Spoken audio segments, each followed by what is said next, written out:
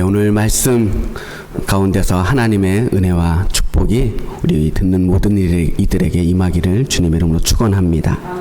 우리 지난 시간에는 우리가 베드로가 처음으로 일으킨 기적에 대해서 함께 말씀을 나눴습니다. 성전 미문 앞에서 구걸하던 날 때부터 걷지 못하는 남자가 마침내 걷게 되었습니다. 그리고 이 사람은 그 즉시 성전으로 뛰어 들어가서 하나님을 찬양합니다. 그리고 이제 새롭게 걷게 된 이 남자는 베드로와 요한과 더불어서 함께 동행하게 됩니다. 새로운 인생을 살기로 결심한 거예요.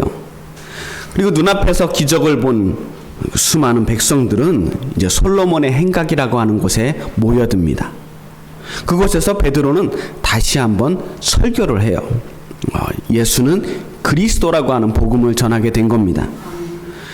그때 그 복음을 막 전하고 한참 뜨거워진 그 분위기가 끝나자마자 예수님 앞에 또 다른 무리들이 나타납니다. 그게 1절과 2절의 말씀이에요. 사도들이 백성에게 말할 때 제사장들과 성전 맡은 자와 사두개인들이 이르러 예수 안에 죽은 자의 부활이 있다고 백성을 가르치고 전함을 싫어하여. 예수님의 부활을 가르치고 전하는 것을 싫어하는 무리들이 나타났는데 이 무리들을 대충 한 세 부류로 나눌 수가 있어요. 첫 번째는 제사장들입니다. 이 제사장은 바로 예수님을 죽였던 사람들이에요. 예수님을 가장 싫어했던 사람. 그래서 자신이 사형을 시킬 권한이 없어서 억지로 로마 군인과 분봉왕 헤롯과 빌라도를 끌어들여서까지도 불법적으로 예수님을 죽이고 싶을 만큼 끔찍하게 예수를 싫어했던 사람들입니다. 사실상 이 제사장들이 예수님을 죽인 사람이라고 봐도 돼요. 그런데 이 사람들에게 예수님이 다시 부활했다라고 하는 이야기는 정말 소름 끼칠 정도로 끔찍한 이야기가 되겠죠. 그 다음에 성전을 맡은 자들이라고 나와 있습니다. 성전을 맡은 사람은 성전의 재산과 질서를 유지하기 위해서 보호하는 이 무장 경비대 같은 사람들입니다. 성전 안에서 일하는 경찰이라고 보면 돼요. 이 사람들이 어떤 사람들이냐? 겟세마네 동산에서 예수님을 체포했던 사람, 그리고 재판 중에 내내 예수님을 감시했던 사람들이에요. 로마의 군인과 더불어서 이스라엘 백성들을 감시하고 또한 질서를 유지했던 사람들이 바로 이런 사람들이었습니다. 그리고 마지막으로 사두개인들입니다. 이 사두개인 하면은 우리는 바리새인과 더불어서 굉장히 안 좋은 인상들을 가지고 있잖아요. 근데 사실 엄밀하게 말하면 사두개인 자체가 악인들은 아니에요. 사두개인들은 유대교 제사장 가문에서 비롯된 어떤 유대교의 한 종파라고 볼 수 있습니다. 우리 기독교 안에도 여러 가지 교단들이 있잖아요. 유대교 안에도 신학이나 방향성이 조금씩 다른 여러 유파들이 있습니다. 바리새인이나 사두개인 같은 그런 여러 개의 유파들이 있는데, 이 사두개인들은 솔로몬이 예루살렘 성전을 새로 짓고 나서 그 성전에 우두머리로 세웠던 사독이라고 하는 제사장이 있거든요. 그 사독이라고 하는 제사장의 후예라는 뜻으로 자신을 사독의 후예, 사두개인이라고 불렀습니다. 이 사람들이 주장하는 특징이 뭐냐면, 이 사람들은 율법을 굉장히 중요시하는데 율법 중에서도 특별히 모세오경만을 중요하게 여겨요. 모세오경에 있는 모든 율법을 문자 그대로 믿어야 한다고 주장했던 사람들이에요. 그 대신 모세오경 말고 다른 가르침들은 인정하지를 않습니다. 우리가 잘 알고 있는 이사야서나 에스겔서 같은 예언서는 물론이거니와 모세오경 외의 모든 성경을 부정해요.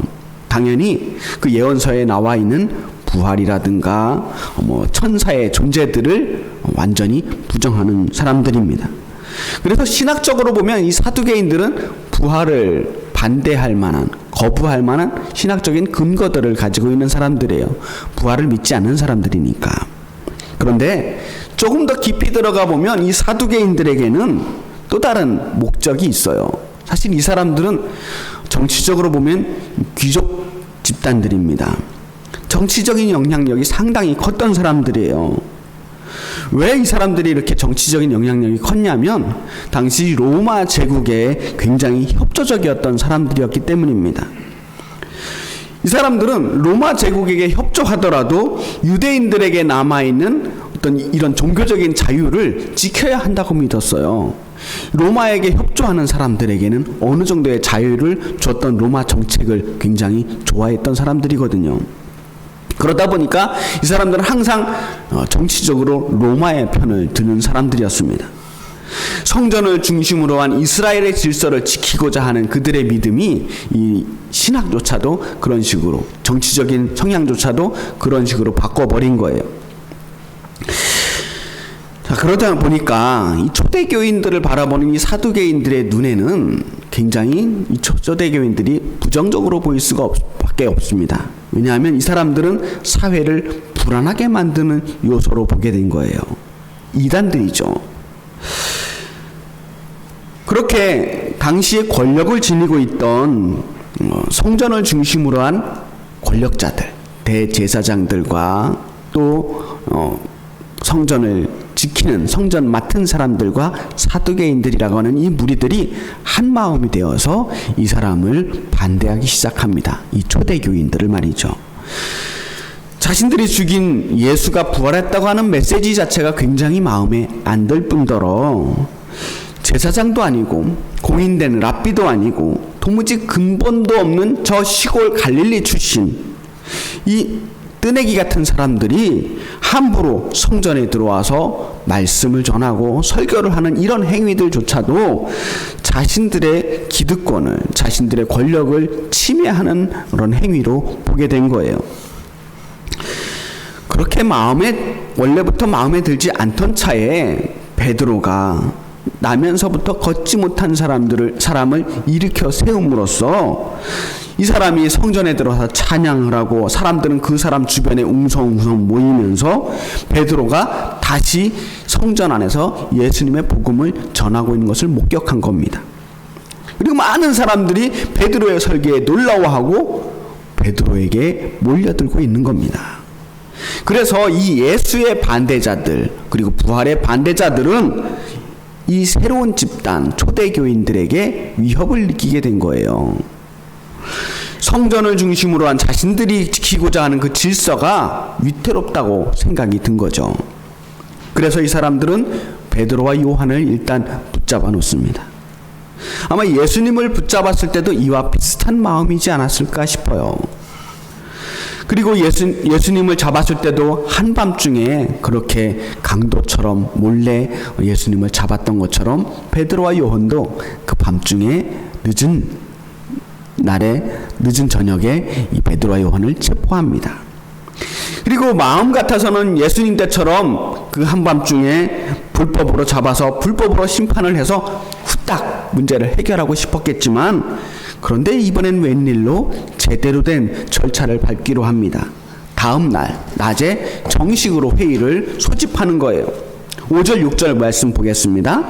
이튿날 관리들과 장로들과 서기관들이 예루살렘에 모였는데 대제사장 안나스와 가야바와 요한과 알렉산더와 및 대제사장의 문중이 다 참여하여 당시에 이렇게 많은 사람들을 소집해서 회의를 이제 열었는데 이 소집했던 회의를 산헤드린 회의라고 말합니다. 산헤드린 공회라고도 하고요. 상당히 규모가 큰 회의입니다. 산헤드린 공회는 원래 대제사장을 의장으로 해서 71명이 구성되는 아주 큰 규모의 회의입니다. 각 가문의 지도자들과 서기관들이 전부 참여하는 그런 회의예요. 게다가 오늘 안나스와 가야바와 요한과 알렉산더 이렇게 당시에 소위 잘 나간다고 하는 명망 있는 사람들까지 초청해서 이 회의가 진행되고 있는 겁니다. 초대교인의 문제가 처음으로 공식적인 자리에서 제대로 다뤄지게 된 사건이에요. 그만큼 이 초대교인의 어떤 존재가 무시할 수 없을 정도로 커지게 된 거예요. 예수님 때처럼 어떻게 대충 넘길 수 없는 정도의 규모가 되었다는 거예요. 자, 4절 말씀 보면 베드로의 설교를 듣고 이날 새롭게 믿은 사람 중에 남자의 수가 5,000명이 되었더라. 여자들과 어린아이들은 빼고 남자 수만 5,000명이나 되었다고 하는 거예요. 그러면 최소한 10,000명대 어마어마한 사람들의 새 가족들이 생긴 거예요.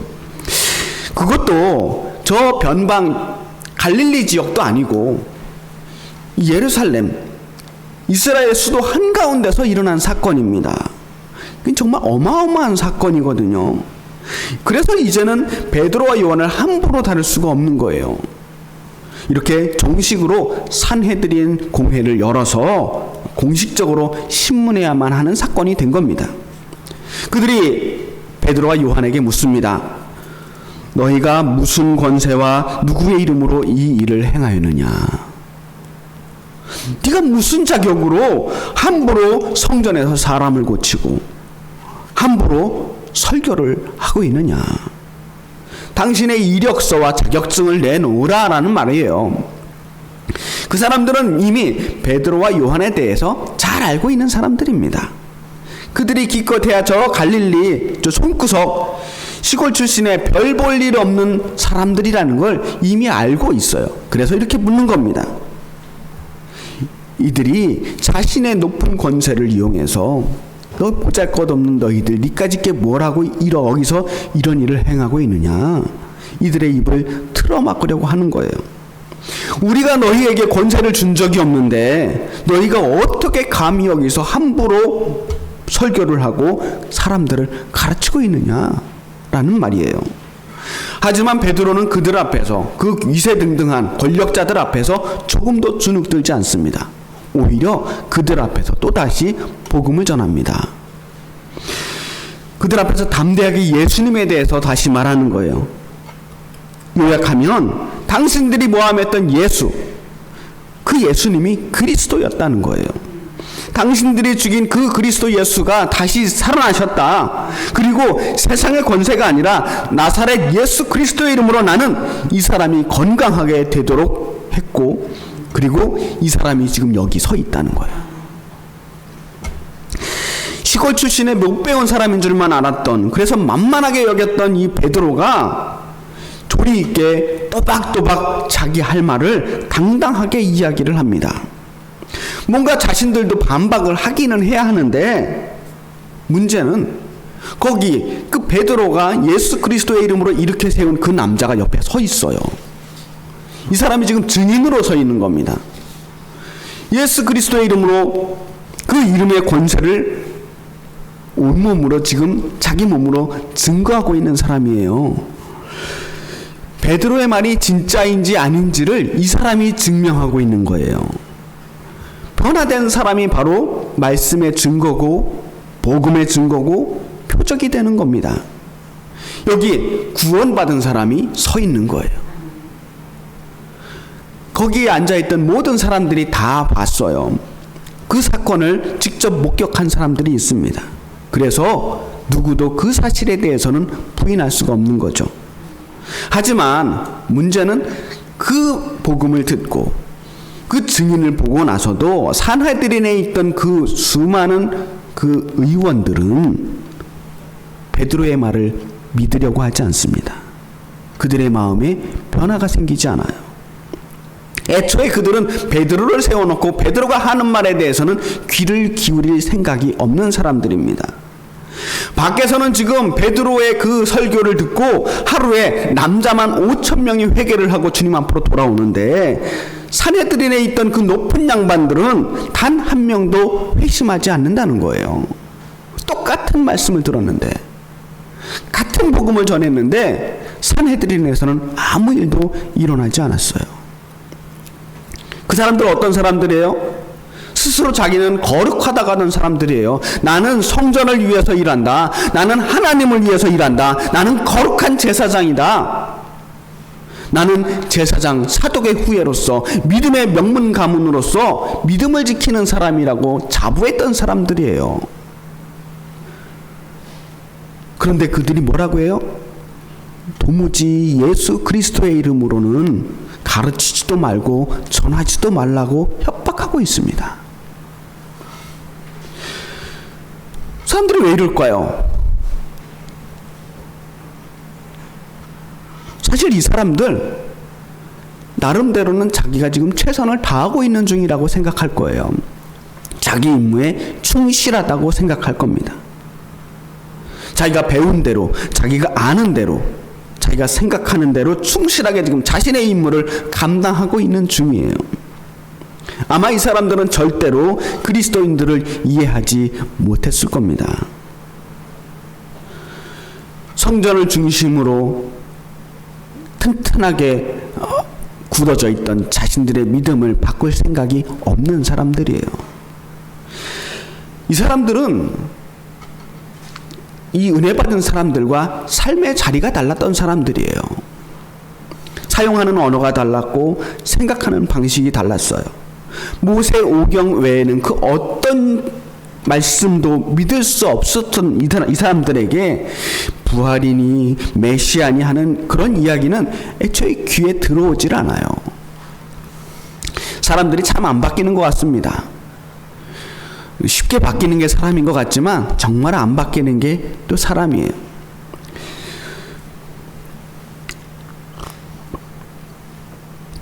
존 웨슬리는 우리 기독교인들을 가지고 한 책의 사람이라고 불렀습니다. 한 책의 사람. 어떤 책일까요? 성경책이에요. 우리는 모두 다 한 책, 성경을 보면서 그 성경을 통해서, 성경이라는 렌즈를 통해서 세상을 읽어나가는 사람이라고 말했던 겁니다. 그런데 잘 보면 다 똑같은 한 책을 보면서 믿는 사람들인데도 달라도 너무나 다른 것을 볼 수 있어요.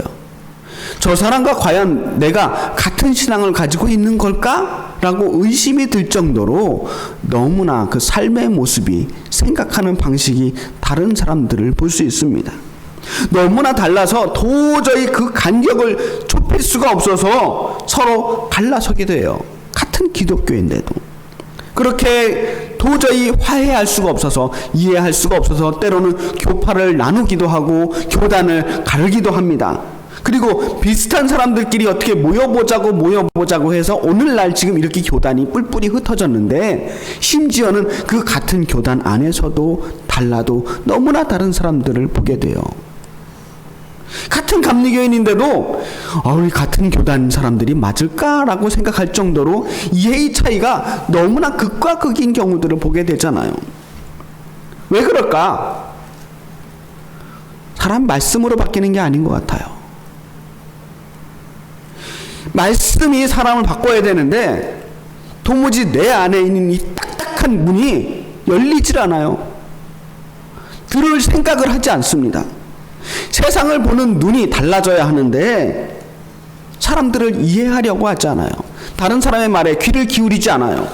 나와 처지가 다른 사람들, 내 생각과 다른 사람들, 내가 생각하는 것과 다른 진실에 대해서 도무지 귀를 기울이지 않아요. 그러다 보니까 화해할 수가 없는 겁니다. 사람들은요, 기득권을 가진 사람들, 자기가 기득권 가졌다는 사실 자체를 몰라요.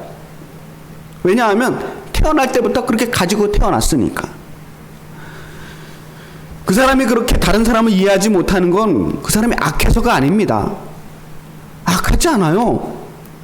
그냥 삶의 자리가 다를 뿐이고 세상을 보는 방식이 다를 뿐입니다.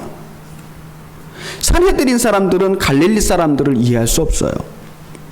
나면서부터 걷지 못한다는 사람이 일어났을 때 왜 저렇게 펄쩍펄쩍 뛰면서 하나님을 찬양하는지 이해하지 못해요. 애초에 그리스도인들이 그렇게 절박하게 메시아를 기다릴 수밖에 없는 그들의 절박한 심정과 사정을 이해하지 못해요. 자신들은 메시아가 오지 않아도 먹고 살만 하거든요. 그리스도가 필요 없는 사람들이에요. 지금도 충분히 괜찮게 살고 있으니까. 그런 사람들은 메시아가 필요 없어요.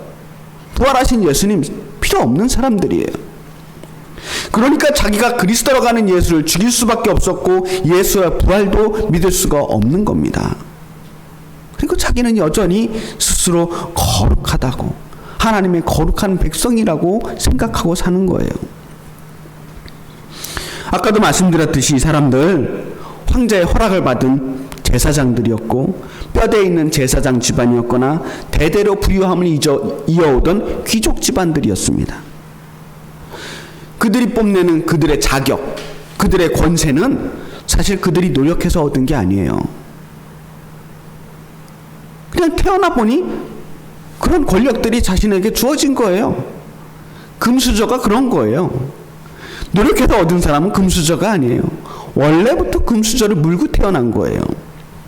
그렇기 때문에 더군다나 아무나 얻을 수 있는 자격이 아닙니다. 아무나 얻을 수 없기 때문에 그들에겐 그것이 권력이 되는 거예요. 이미 그 사람들은 태어나면서부터 너무나 많은 것을 가지고 태어났어요. 그런 사람들이 어떻게 다른 사람의 입장을 이해할 수 있겠어요? 입장 바꿔서 생각해보라고 우리 종종 얘기하잖아요. 근데 왜 그 사람들이 입장을 바꾸겠어요? 자기 입장이 훨씬 좋은데. 바꿀 이유가 없는 거예요. 사람들이 좋은 말씀을 들으면 다 변화될 것 같잖아요. 그런데 안 그래요. 좋은 말씀을 들어도 자기 마음에 드는 말씀만 듣는 겁니다. 내가 들어서 내가 하기 편한 말씀들만 들어요. 그래서 밖에서는 하루에 5,000명이 굳건해지고 은혜를 받고 성령을 체험해도 산헤드린에서는 아무 일도 일어나지 않는 겁니다. 그럼 우리는 이렇게 질문할 수 있을 거예요. 그럼 말씀이 무슨 소용이 있습니까? 제 아무리 좋은 복음도 귀 막고 있는 사람들에게는 아무 소용없는 일입니까? 이거 정말 안타까운 일이잖아요.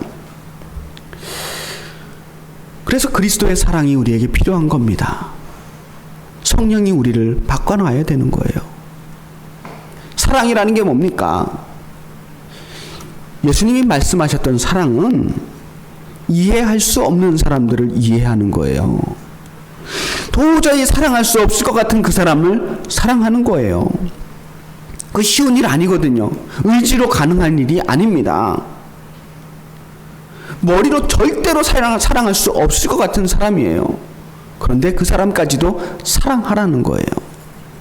예수님께서 원수를 사랑하라고 하는 건 정말 철천지 원수를 사랑하라고 하는 게 아니라 정말 원수같이도 도저히 사랑할 수 없을 것 같은 그 사람까지도 사랑하라는 거예요. 이해하라는 겁니다. 사랑은 그래서 나와 다른 처지에 있는 사람들, 그 사람들을 이해해 보려고 애쓰는 겁니다. 내가 신경 쓰지 않아도 되는 사람, 내가 돌보지 않아도 되는 사람들을 굳이 힘쓰고 돈 쓰고 노력하며 돌보는 거예요. 그냥 지나가도 되는데 괜히 그 강도 만난 사람들 자기 돈 들여서 돌보는 사마리아인처럼 말이죠. 예수님 보세요. 무슨 말을 하는지도 모르는 그 정신없이 고함치는 귀신 들린 사람들은 다들 피해서 돌아가는 그 사람을 일부러 찾아가서 고쳐놓잖아요. 다른 사람들은 인간 취급도 하지 않고 저 멀찌감치 최대한 가까이 가지 않으려고 멀찌감치 떨어져가는 나병 환자들, 사람 취급도 하지 않던 세리와 창녀들을 찾아가잖아요. 그리고 그 사람들을 만나서 인사를 하고 안부를 묻고 그리고 어루만지고 고쳐주시고 사랑하시는 모습을 보여주십니다. 그게 예수님의 사랑이고 그게 복음이에요. 도저히 이해할 수 없는 사람들, 나와는 다른 세계에 있는 것 같은 그 사람들,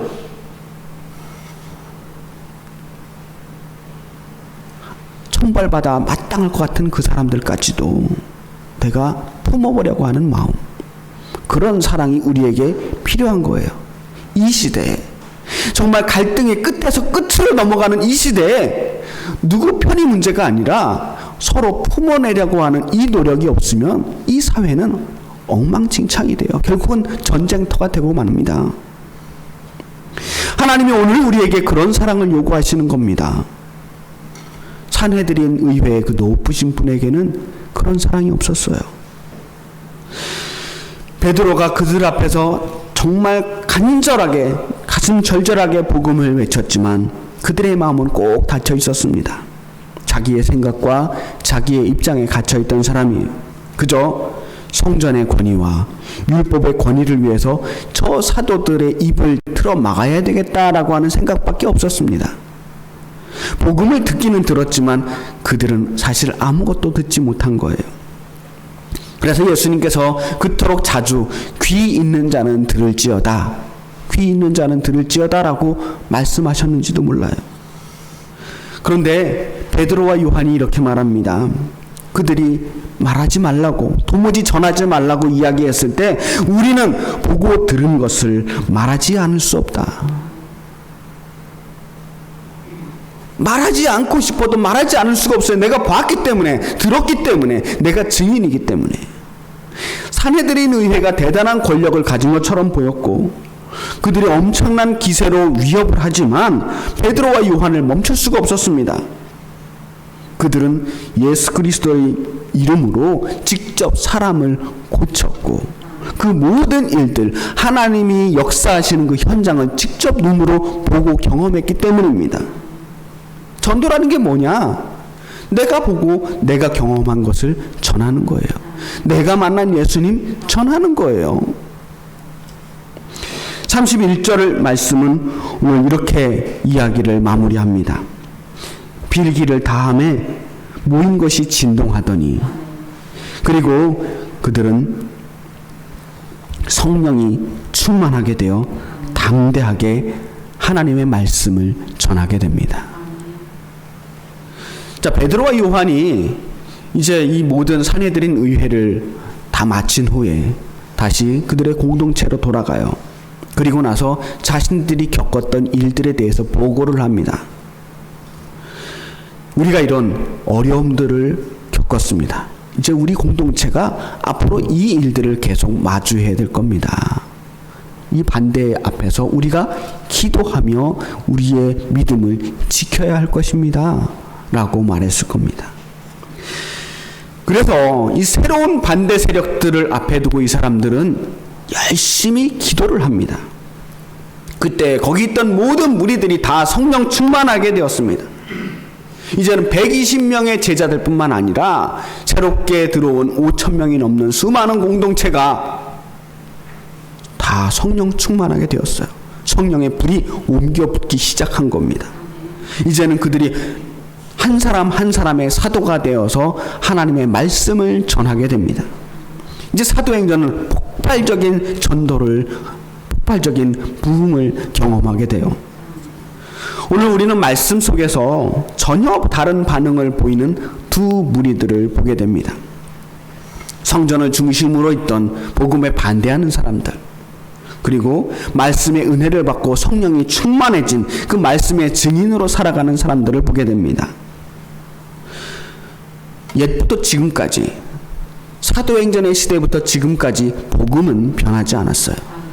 복음의 메시지는 변하지 않아요. 예수는 그리스도, 나를 위해 죽으신 예수가 결국 또 나를 구원하시고 온 세계를 구원하실 거라고 하는 이 복음의 메시지는 변하지 않아요. 문제는 사람의 마음입니다. 그 말씀을 듣고 내 마음을 열어서 그 복음이 나의 복음이 되게 하느냐, 아니면 여전히 마음을 닫아놓고 있느냐. 마음이 열린 사람은 복음을 듣습니다. 그리고 자기 생각으로 가득한 사람들은 복음을 반대합니다. 오늘날 우리에게 필요한 것은 더욱 확실한 메시지나 더 많은 말씀이 아닙니다. 열려있는 마음이 필요해요. 말씀을 향해서 열려있는 마음.